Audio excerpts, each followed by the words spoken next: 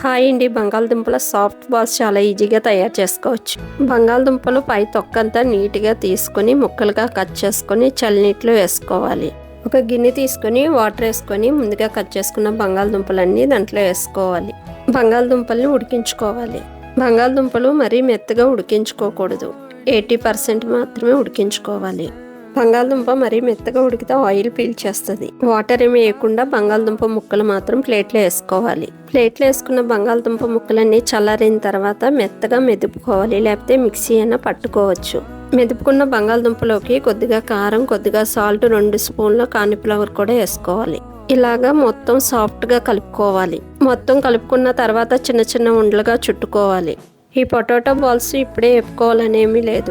ఫ్రిడ్జ్లో పెట్టుకొని 2 రోజులు పోయిన తర్వాతనే వేపుకొని తినొచ్చు. మూకుట్లో ఆయిల్ వేసుకొని గ్యాస్ మీద పెట్టుకొని కాగిన తర్వాత ఈ బాల్స్ దాంట్లో వేసేయడమే. ఇలా రెడీ అయిన తర్వాత తీసుకోవాలి.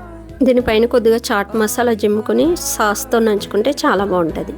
పొటాటో సాఫ్ట్ బాల్స్ రెడీ అయిపోయినాయి.